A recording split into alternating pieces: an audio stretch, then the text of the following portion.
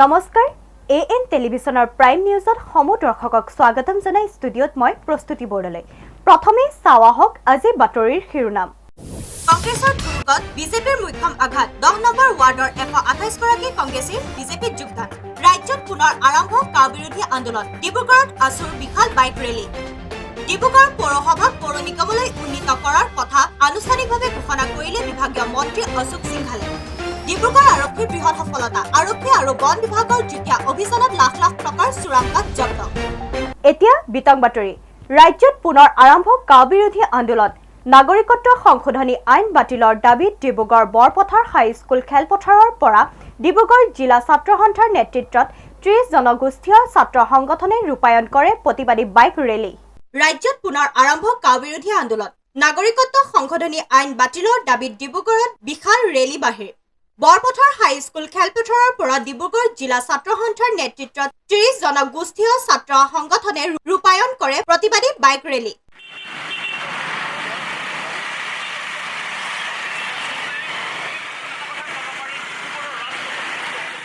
প্ৰতিবাদকাৰীসকলে জাতি বিৰোধী কা বাতিল কৰক, কা আমি নামানো, কা সংগঠিত কৰিবলৈ দিয়া নহব আদি শ্লোগানেৰে ডিব্ৰুগড় চহৰৰ আকাশ বতাহ কঁপাই তোলে। আগন্তুক লোকসভা নিৰ্বাচনৰ পূৰ্বে দেশত নাগৰিকত্ব সংশোধনী আইন চমুকৈ কা কাৰ্যকৰী কৰিব বুলি লোকসভাত গৃহমন্ত্ৰী অমিত শ্বাহৰ ঘোষণাই দেশৰ সৰ্বত্ৰে তীব্ৰ প্ৰতিক্ৰিয়াৰ সৃষ্টি হৈছিল। শেহতীয়াকৈ এই কলা আইনখনৰ বিৰুদ্ধে পুনৰ সৰব হৈ পৰিছে আছুসহ 30 জনগোষ্ঠী সংগঠন। প্ৰায় 5 শতাধিক কৰ্মীৰ অংশগ্ৰহণ কৰা এই প্ৰতিবাদী কাৰ্যসূচীত নেতৃত্ব প্ৰদান কৰে আছুৰ সাংগঠনিক সম্পাদক বুলবুল দত্ত, জিলা ছাত্ৰ সন্থাৰ সভাপতি অৱনী গগৈয়ে। প্ৰথম কথা হ'ল এই যিখন অসমীয়াৰ জাতিধ্বংসী আইন যিখন আনিছে, এই আইনখনৰ বিৰুদ্ধে ইতিমধ্যে সদৌ অসম ছাত্ৰ সন্থা আৰু 30 জাতি জনগোষ্ঠীয় সংগঠনে এলানি প্ৰতিবাদী কাৰ্যসূচী গ্ৰহণ কৰিছে। এই এলানি প্ৰতিবাদী কাৰ্যসূচীৰ অংশস্বৰূপে আমি আজি সদৌ ডিব্ৰুগড় জিলা ছাত্ৰ সন্থাই ডিব্ৰুগড় সদৰত আমি বাইক ৰেলীৰ যোগেদি প্ৰতিবাদ সাব্যস্ত কৰিব বিচাৰিছোঁ। আৰু এই চৰকাৰ প্ৰশাসনক আমি স্পষ্ট ভাষাত ক'ব বিচাৰোঁ যে তেওঁলোকে যিমানেই দমন নীতি নলক লাগিলে, যিমানেই দমন কৰিবলৈ চেষ্টা নকৰক লাগিলে, তেওঁলোকৰ এই প্ৰচেষ্টা কেতিয়াও সফল নহ'ব। কা আমি মনা নাছিলোঁ, কা নেমানো, কা জাতিধ্বংসী আইন নহয়, ই অসমীয়া জাতি সত্তাক সম্পূৰ্ণৰূপে শেষ কৰিব। গতিকে অসমীয়াৰ হয় আৰু অসমীয়াৰ জাতি সত্তা জীয়াই ৰাখিবৰ কাৰণে কা বিৰোধিতা কৰিছোঁ। তেওঁলোকৰ দমন নীতিৰ পাছতো এই কা বিৰোধী আইন আন্দোলন চলি থাকিব। এই আন্দোলন কা বিৰোধী আন্দোলন বৰ্তমানো চলি আছে, বিগত সময়তো চলিছে, অনাগত সময়তো চলিব। ভয় ভাবুকি দাদাগিৰি এইবিলাকে কিন্তু ছাত্ৰ সন্থা আৰু অসমৰ জনসাধাৰণক কেতিয়া শান্ত কৰিব নোৱাৰে।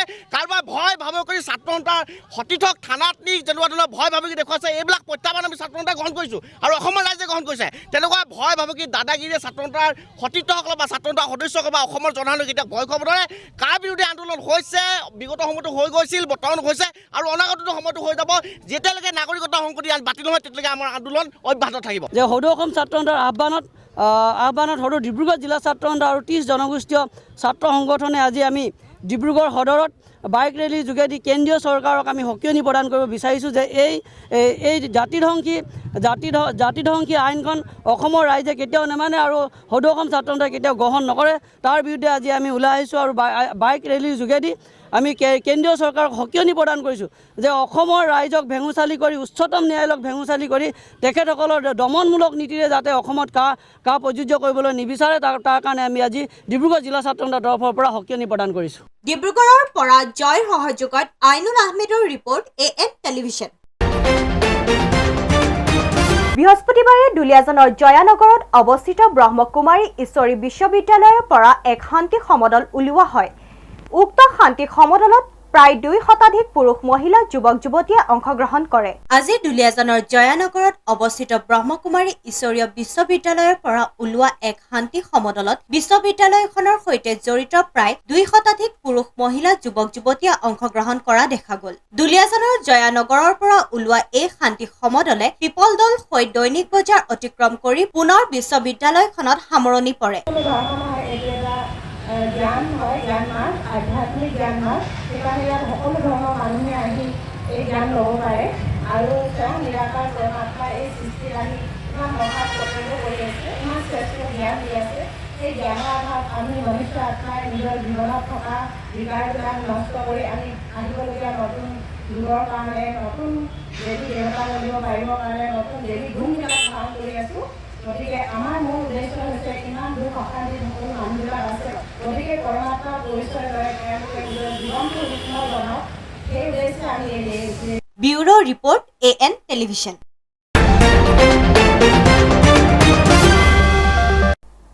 বুধবাৰে 1873 চনতে গঠন হোৱা ডিব্ৰুগড় পৌৰসভাক পৌৰ নিগমলৈ আনুষ্ঠানিকভাৱে ঘোষণা কৰিলে বিভাগীয় মন্ত্ৰী অশোক সিংঘালে।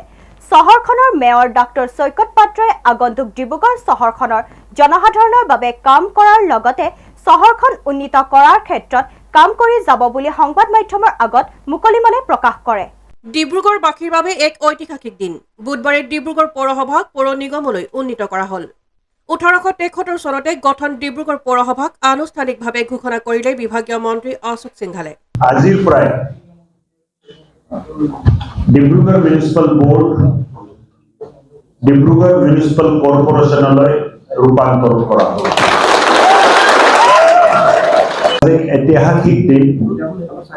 অসমৰ অতি পুৰণি মিউনিচিপাল বোৰ্ড, 100 বছৰ অতিক্ৰম কৰা মিউনিচিপাল বোৰ্ড আজি মিউনিচিপাল কৰ্পোৰেশ্যনত ৰূপান্তৰিত হ'ল আৰু মিউনিচিপাল কৰ্পোৰেশ্যন হোৱাৰ লগে লগে বহু ধৰণৰ সা সুবিধা, উন্নত মানদণ্ডৰ সেৱা ডিব্ৰুগড়বাসী ৰাইজে মিউনিচিপাল কৰ্পোৰেশ্যনৰ পৰা পাব। পৌৰ নিগমলৈ ঘোষণা কৰাৰ পাছতে ডিব্ৰুগড়ত এক আবতৰীয়া দীপাৱলী।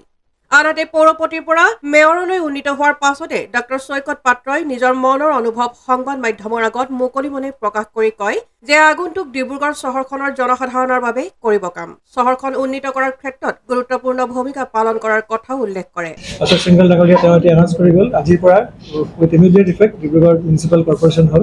মই মাননীয় মুখ্যমন্ত্ৰী হিমন্ত বিশ্ব শৰ্মাক ধন্যবাদ জনাইছোঁ, মাননীয় মন্ত্ৰী আমাৰ অশোক সিংঘাল ডাঙৰীয়াকো ধন্যবাদ জনাইছোঁ আৰু আমাৰ বিধায়ক তেখেততো আছেই প্ৰশান্ত ফুকন ডাঙৰীয়া।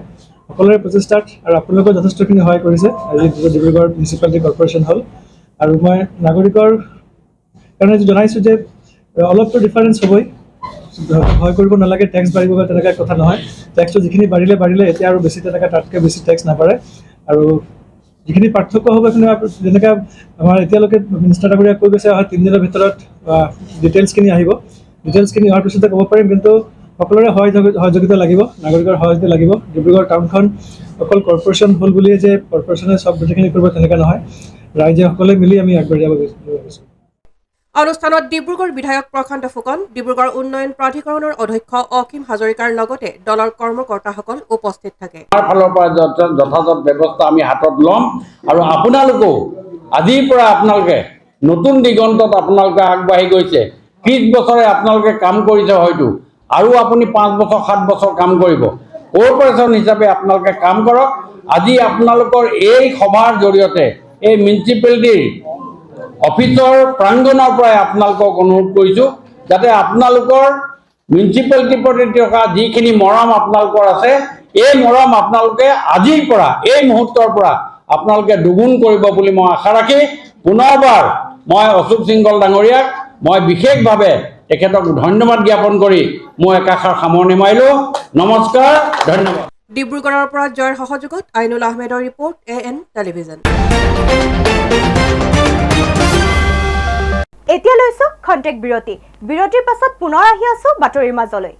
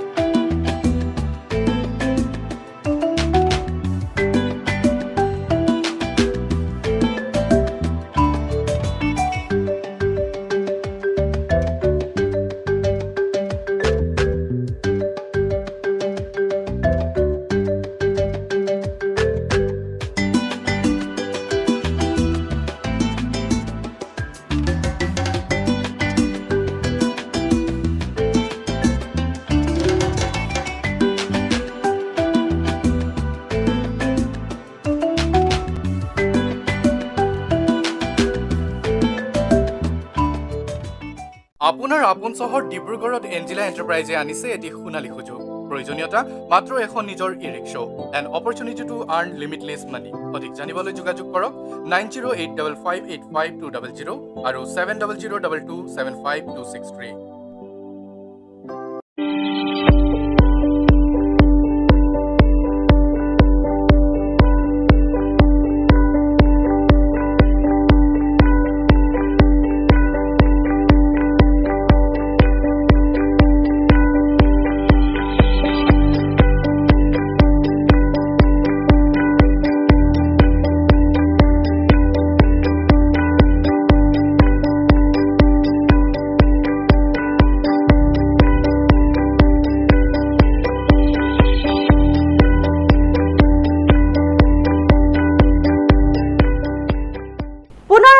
বাতৰিৰ মাজলৈ ডিব্ৰুগড় আৰক্ষীৰ বৃহৎ সফলতা এইবাৰ লাখ লাখ টকাৰ চোৰাংকাঠ জব্দ কৰিবলৈ সক্ষম হ'ল ডিব্ৰুগড় আৰক্ষী গোপন সূত্ৰৰ ভিত্তিত আৰক্ষী আৰু বন বিভাগৰ যুটীয়া অভিযানত জব্দ এই চোৰাংকাঠৰ বৃহৎ কুণ্ডা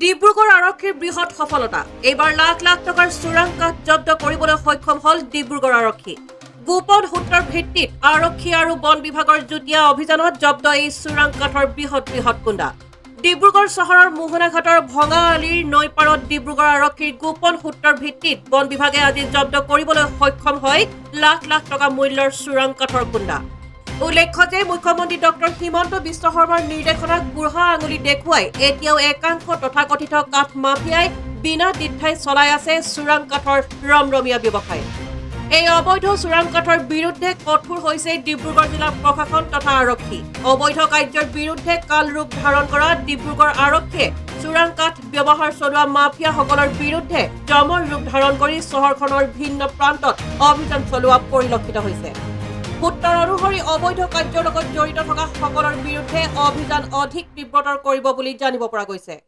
10টা ৰাউণ্ডত পাইছো আমি 10টা বামত আছে 6টা আৰু নদীত আছে 4টা কাৰ পৰা জব্দ কৰিলা বাইদেউ কাঠখিনি জব্দ বুলি মানে তেনেকে নহয় আমাক পুলিচে ইনফৰমেশ্যন দিছিলে তেখেতলোকৰ সন্মুখতে আমি জব্দ কৰিছো আৰু জয়ন্ত বৰুৱা মানুহজনে মানে তেখেতৰ বাৰী হয় নেকি এইটো ইমান ডিটেইলছ নাজানো তথাপি তেখেতৰ নামটো আমি হেৰি হিচাপে লৈছো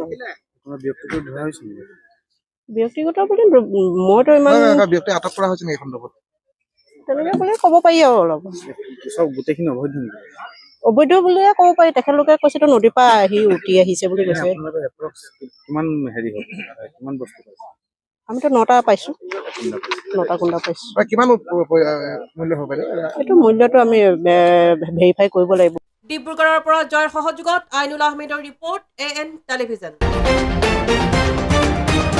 সমাগত লোকসভা নিৰ্বাচনক লৈ বিজেপি চৰকাৰৰ শাসনকালৰ সকলো কাম সাধাৰণ ৰাইজৰ ওচৰলৈ নিবলৈ শাসকীয় দলটোৱে হাতত লৈছে ইটোৰ পিছত সিটো নতুন কাৰ্যসূচী প্ৰায় 1.5 শতাধিক লোকে বিজেপিৰ নীতি আদৰ্শৰ প্ৰতি আকৃষ্ট হৈ বিজেপিত যোগদান কৰাৰ লগতে উক্ত যোগদান কাৰ্যসূচীত ডিব্ৰুগড় বিধায়ক প্ৰশান্ত ফুকনৰ লগতে বহু গণ্যমান্য ব্যক্তি উপস্থিত থাকে সমাগত লোকসভা নিৰ্বাচনক লৈ ব্যাপক তৎপৰতা আৰম্ভ কৰিছে শাসকীয় দল বিজেপিয়ে বিজেপি চৰকাৰৰ শাসনকালৰ সকলো কাম সাধাৰণ ৰাইজৰ ওচৰলৈ নিবলৈ দলটোৱে হাতত লৈছে ইটোৰ পিছত সিটো নতুন কাৰ্যসূচী শেহতীয়াকৈ কংগ্ৰেছ দুৰ্গাখ্যাত ডিব্ৰুগড় পৌৰ নিগম অন্তৰ্ভুক্ত 10 নম্বৰ ৱাৰ্ডত কংগ্ৰেছক মুখ্যম আঘাত প্ৰায় 1.5 শতাধিক লোকে বিজেপিৰ নীতি আদৰ্শৰ প্ৰতি আকৃষ্ট হৈ বিজেপিত যোগদান কৰে উক্ত যোগদান কাৰ্যসূচীত ডিব্ৰুগড়ৰ বিধায়ক প্ৰশান্ত ফুকন বিজেপিৰ জিলা সভাপতি উজ্জ্বল কাশ্যপ ডিব্ৰুগড় পৌৰ নিগমৰ মেয়ৰ ডাক্তৰ সৈকত পাত্ৰ বিজেপি সংখ্যালঘু মৰ্চাৰ জিলা সভাপতি ৰেহান আহমেদ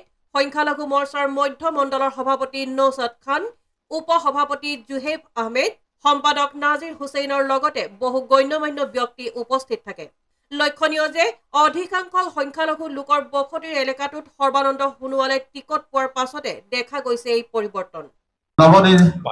প্ৰধানমন্ত্ৰী নৰেন্দ্ৰ মোদী ডাঙৰীয়া আৰু অসমৰ মুখ্যমন্ত্ৰী হিমন্ত বিশ্ব শৰ্মা ডাঙৰীয়া আৰু ডিব্ৰুগড়ৰ বৰ্তমান কেণ্ডিডেট সৰ্বানন্দ সোণোৱাল ডাঙৰীয়া প্ৰতি থকা আশ্বাস আৰু বিশ্বাস এইটোৱে আজি আমাৰ এই কংগ্ৰেছৰ দুৰ্গত আজি আঘাত সনা হৈছে। আজি প্ৰায় 200তকৈ অধিক ব্যক্তিয়ে ভাৰতীয় জনতা পাৰ্টীত যোগদান কৰিছে। আমাৰ মিউনিচিপালিটি ৱাৰ্ড কমিছনাৰ যেতিয়া ইলেকশ্যন হৈছিলে তাত মাত্ৰ এইটো ৱাৰ্ডে কংগ্ৰেছে জিকিছিলে, বাকী 21টা ৱাৰ্ডে ভাৰতীয় জনতা পাৰ্টীয়ে যোগদান কৰিছে। আজি এই ৱাৰ্ডৰ বাসিন্দাসকলে সকলোখিনি কথা বুজিছে। যিসকল আঁচনি আমাৰ আহিছে, ইয়াত যিমান ৰেচন কাৰ্ডৰ আঁচনি আছিলে বা আমাৰ যি অৰুণোদয় আঁচনি আছিলে বা PMAY ঘৰ নগৰীয়াৰ যি আছিলে, এই আঁচনিবিলাক খুব সুন্দৰভাৱে প্ৰতিফলিত হৈ এই ৰাইজে যে পাইছে, ইয়াত বহি থকা প্ৰত্যেকজন ৰাইজক যদি আপোনালোকে সোধে তেওঁলোকে সকলো ধৰণৰ কিনা আঁচনি পাইছে। এই আঁচনিবিলাকৰ পোৱা আৰু ভাৰতীয় জনতা পাৰ্টী আৰু মোৰ ওপৰত থকা তেওঁলোকৰ বিশ্বাস। আজি আপোনাৰ এই যিটো ৰাস্তাত আমি থিয় হৈ আছো, এই ৰাস্তাটো আজি গত দিনবিলাকত হোৱা নাছিলে। এইটো এটা ডিব্ৰুগড়ৰ ভিতৰত এতিয়া 3টা যদি আপুনি ভাল ৰাস্তা বিচাৰে তেতিয়া আপুনি লোহাৰ প্ৰতি মাছালিৰ ৰাস্তাটো আজি ভাল হ'ব।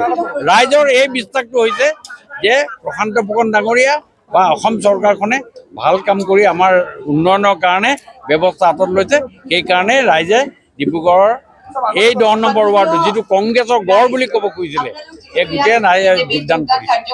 সংখ্যালঘু মাইনৰিটিৰ তৰফৰ পৰা যে ইমান ডাঙৰ আমি এখন কাৰ্য আমি কৰিবলৈ সক্ষম হৈছোঁ। ইয়াত আমাৰ লগত আমাৰ মধ্যম মণ্ডলৰ সভাপতি নৌচাদ খান ডাঙৰীয়া, আমাৰ মাজত আছে জুহেব আহমেদ ডাঙৰীয়া আমাৰ ভাইচ প্ৰেচিডেণ্ট, আৰু মই জেনেৰেল ছেক্ৰেটাৰী নাজিৰ হুছেইন। আমি এইখিনি বিষয়লৈ সকলোকে কৈছোঁ যে আমাৰ যিখিনি কাম কাৰ্যখিনি দিছে 10 নম্বৰ ৱাৰ্ডত একো নাছিলে, কৈছে আঁচনি নাই পোৱা, হেৰি নাই পোৱা। আমি আজি এই গোটেইখিনিক আমাৰ ফালৰ পৰা মানে ভাৰতীয় জনতা পাৰ্টীৰ তৰফৰ ফালৰ পৰা আমি মধ্যম মণ্ডলৰ ফালৰ পৰা হয় আমি সিহঁতৰ গোটেই সা সুবিধাখিনি যিহেতু আমাক এইখিনি সংখ্যালঘুৰ তৰফৰ পৰা যিখিনি আমাক দায়িত্ব দিছে আমি সেইখিনি কৰিবৰ কাৰণে সক্ষম হৈছোঁ। আৰু যিখিনি সিহঁতি নাই পোৱা সিহঁতৰ কাৰণে আমি আগন্তুক টাইমত ইলেকশ্যনৰ পাছত যদি যিখিনি আঁচনিখিনি আহিব সেইখিনি তেখেতসকলৰ কাৰণে আমি ফুলফিল কৰিবৰ কাৰণে সিহঁতক দিবৰ কাৰণে আমি চেষ্টা কৰিম। ডিব্ৰুগড়ৰ পৰা আইনুলৰ সহযোগত জয় ইছলামৰ ৰিপৰ্ট AN টেলিভিজন। ছাগলী চোৰৰ ন কৌশল।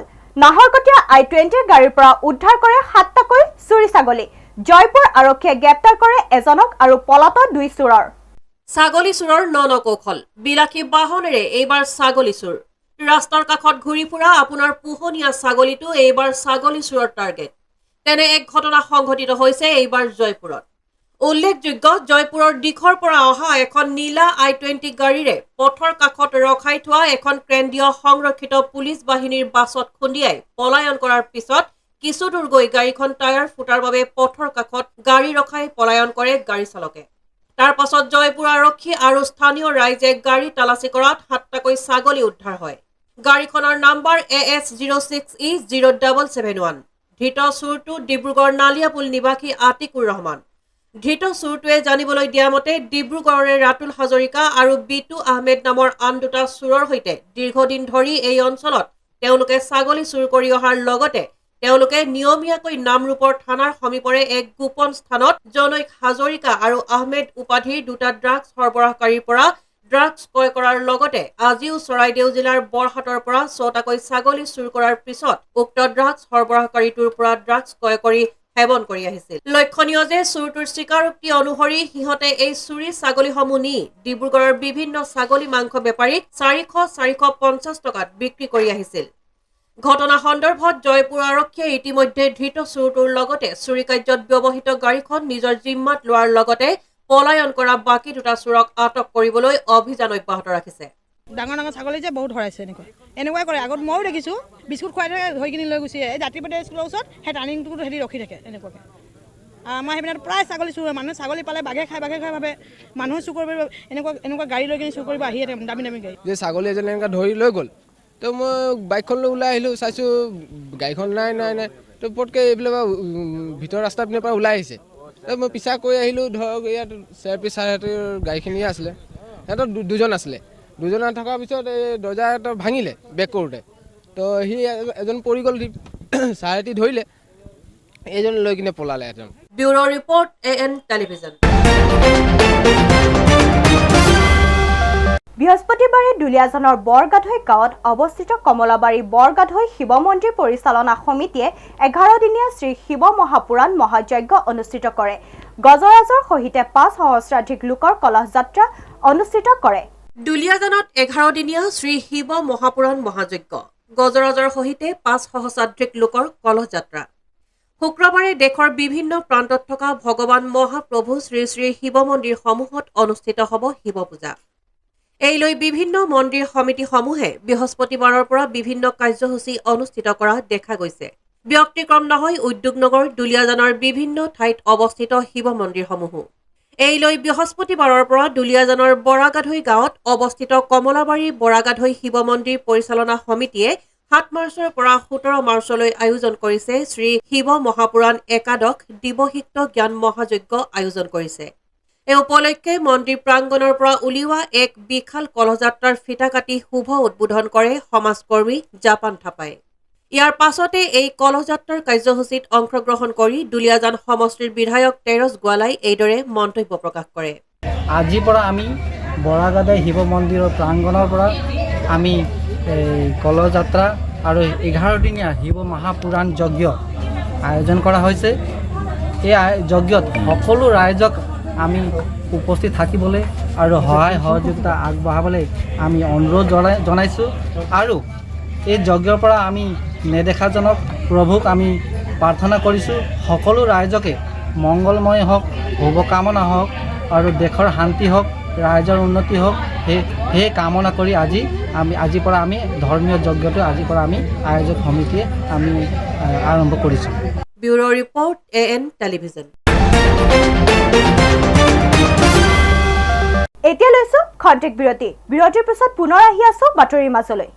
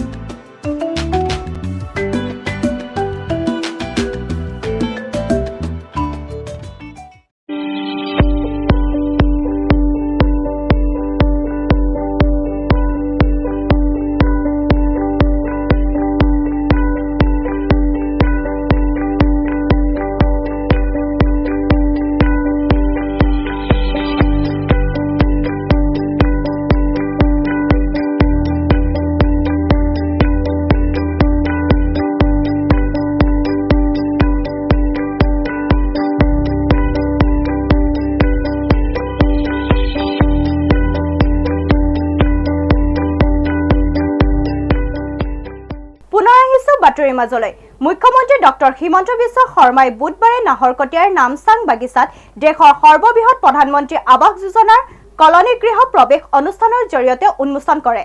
নাহৰকটীয়াৰ নামচাং বাগিচাত দেশৰ সৰ্ববৃহৎ প্ৰধানমন্ত্ৰী আৱাস যোজনাৰ কলনী বুধবাৰে গৃহ প্ৰৱেশ অনুষ্ঠানৰ জৰিয়তে উন্মোচন কৰে মুখ্যমন্ত্ৰী ডক্টৰ হিমন্ত বিশ্ব শৰ্মাই। ৩২ বিঘা ভূমি সামৰি নিৰ্মাণ কৰা এই কলনীখনত 113 গৰাকী হিতাধিকাৰীয়ে চাৰিসীমাসহ একোটাকৈ ঘৰ, আধা কঠা মাটি, গৃহ আলোকৰ সৌৰ ব্যৱস্থা, পথৰ দাঁতিত সৌৰ ব্যৱস্থা, জলজীৱন আঁচনিৰ অধীনত বিশুদ্ধ খোৱাপানীৰ সুবিধা, অনাময় আঁচনি, শিশু উদ্যান, এটা অংগনবাড়ী কেন্দ্ৰ, এখন কাৰিকৰী প্ৰশিক্ষণ কেন্দ্ৰৰ লগতে কুকুৰা, গাহৰি, ছাগলী, গৰু আৰু মহ পালনকে আদি কৰি কেইবাটাও ব্যৱস্থা এই কলনীখনত লাভ কৰিব পাৰিব।